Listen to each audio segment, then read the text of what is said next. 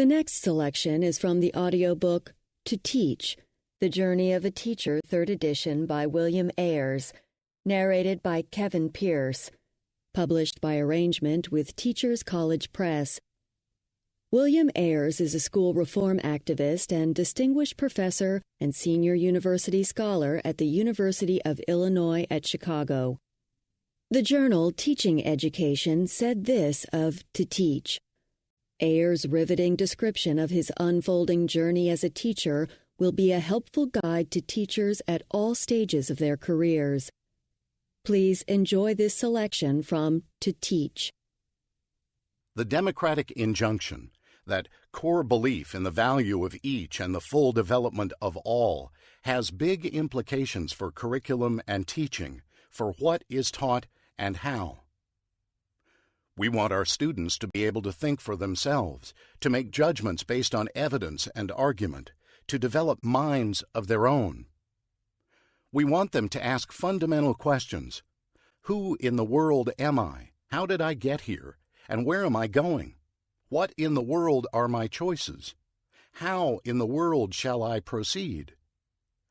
And to pursue the answers wherever they might take them.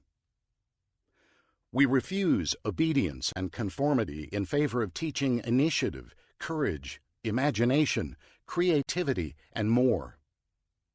These qualities must be modeled and nourished, encouraged and explained, fought for and defended.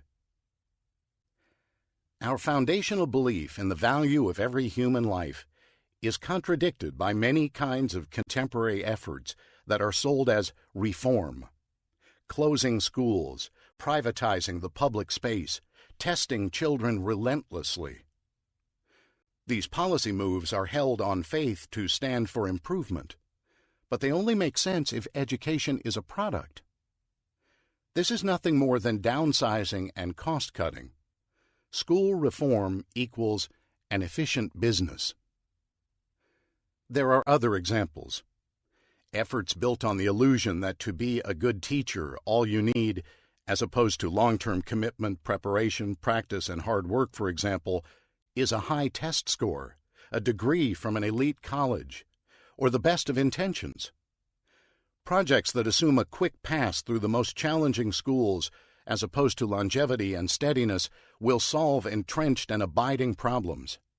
Reforms that ignore the circles of context, history, economics, wellness, politics, in which students live their lives, or that try to motivate teachers by invoking the language of war, in the trenches, on the front lines.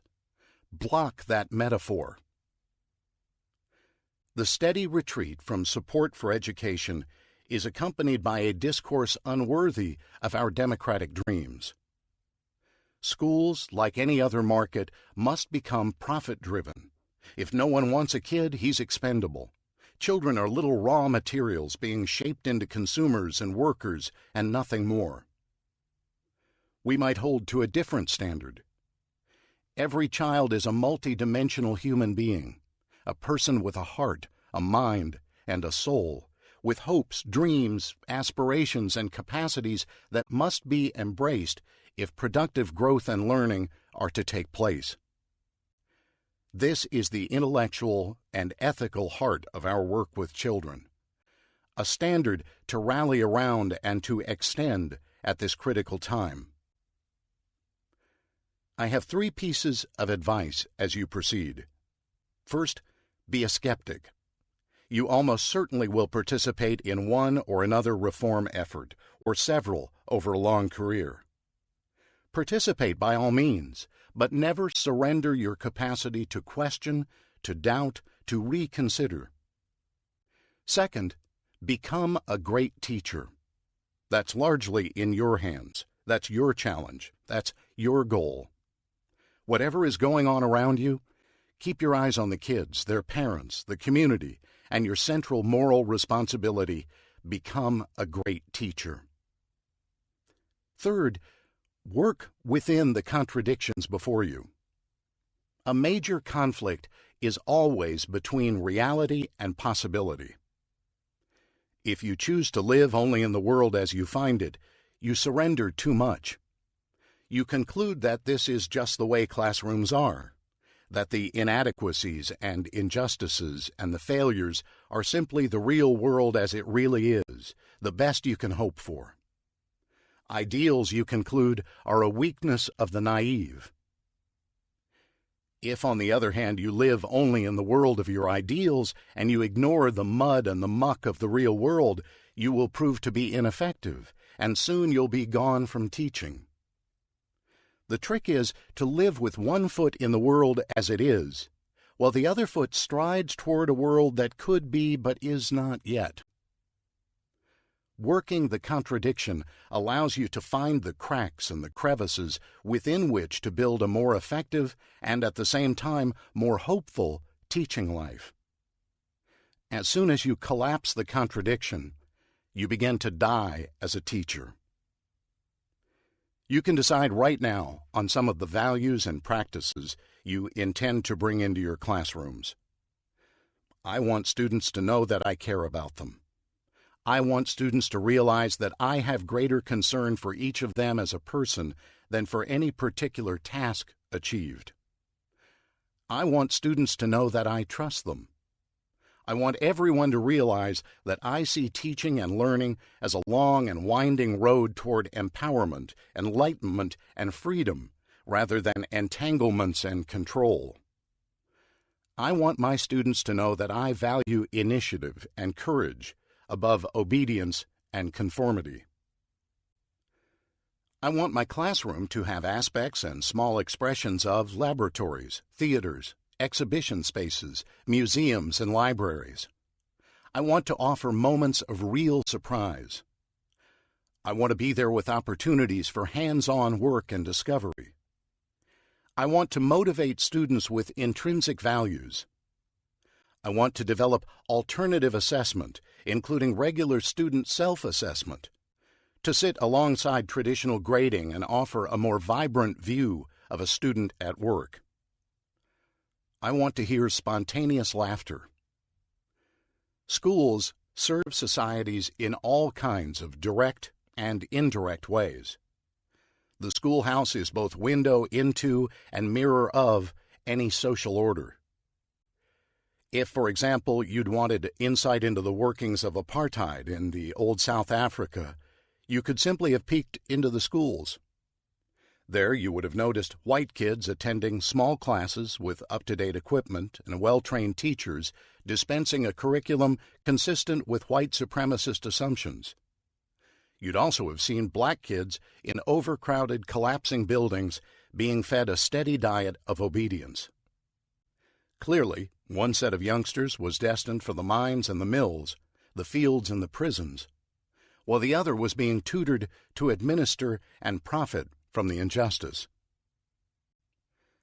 Our schools show us exactly who we are beneath the rhetoric and the self-congratulatory platitudes.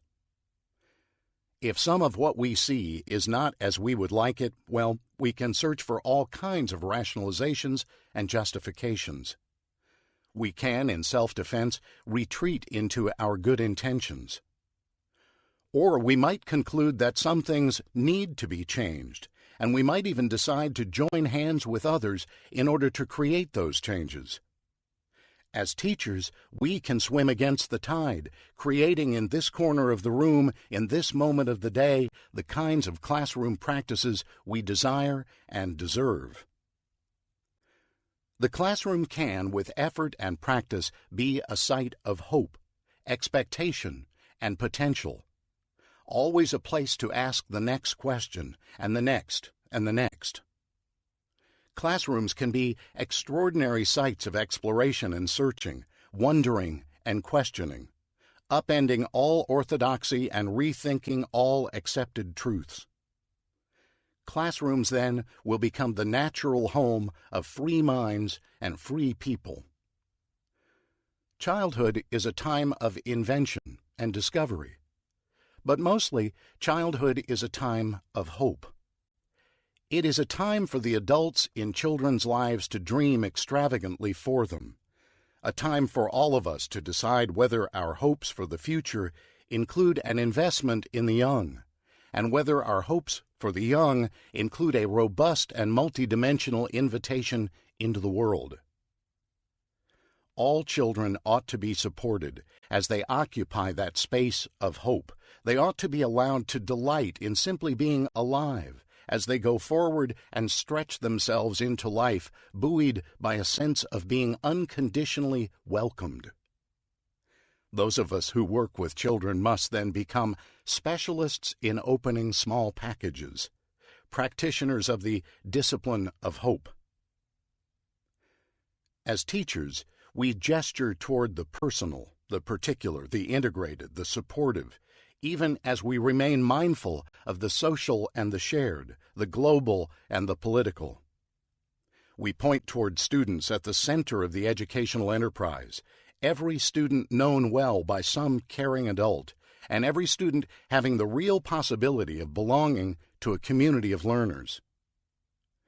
There is then a sense of visibility, of significance, of the hope to negotiate here the tricky terrain of identity. The message to children and youth is clear. In this classroom and at this moment, you are a valuable and valued person. Without you, this entire enterprise would flounder and fail.